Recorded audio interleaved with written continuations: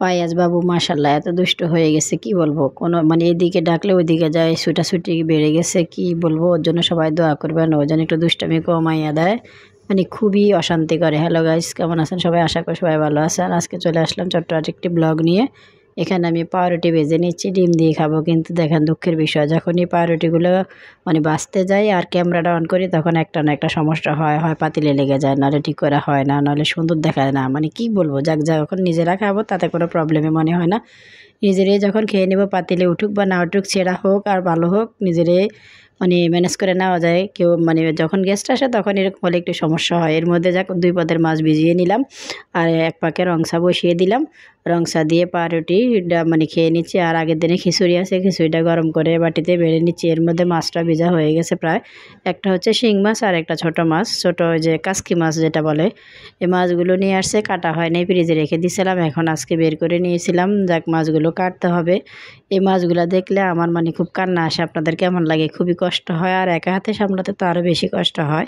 আর যখন মানুষ থাকে তখন মানে তেমন কোনো সমস্যা হয় না, হাতে হাতে করে নেওয়া যায়। আর শিং মাছগুলো পরিষ্কার করে আগে রেখে দিয়েছিলাম।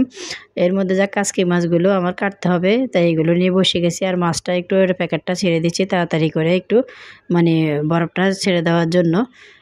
এদিক দিয়ে তো ছোটো বাবু একটা আছে, কি বলবো আর ওকে নিয়ে। ও যে ইদানিং মানে অনেক দুষ্টামি বেড়ে গিয়েছে। ওকে মানে কোনো রকমে ফিডার ডাবা নিয়ে খাওয়াই বাসায় রেখে আসলাম। এখন মানে টেলিভিশন ছেড়ে দিয়ে আসছি, ও বসে বসে কার্টুন দেখতেছে আর আমি এ পাকে মাছগুলো যা কেটে নিচ্ছি।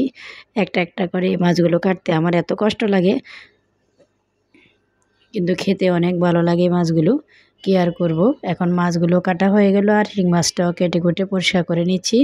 আর এ পাকে ওকে মানে একটু কতক্ষণ পর পরে দেখে আসতেছি, ওর ভাইয়া স্কুলে যাবে, কিন্তু ওকে ওর সাথে স্কুলে যাবে। তখন ভাইয়া আর কি করবে, ওর জ্বালা তো সহ্য করতে না পারে, ওর খেলা জিনিসগুলো হাতে ধরাই দিল, ওগুলো আসি আমাকে দেখায়, বলে আমি ভাইয়ার সাথে স্কুলে যাব। এবারে 2টা বেগুন আছে, মানে বেগুনটা রেখেছিলাম আমি এই যে ভর্তা করার জন্য, কিন্তু চিন্তা করলাম না যে আজকে শিং মাছ দিয়ে বেগুন দিয়ে ঝোল করে ফেলি।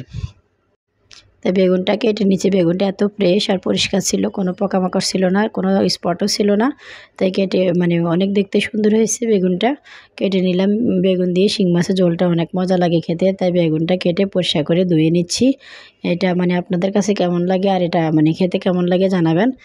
এর মধ্যে আমার মাছটা মানে কষিয়ে নিলাম, তারপরে বেগুনটা ছেড়ে দিলাম। আর এই ফাঁকে এর কী অবস্থা দেখেন, সামান্য কিছু নমুনা আপনাদেরকে দেখালাম।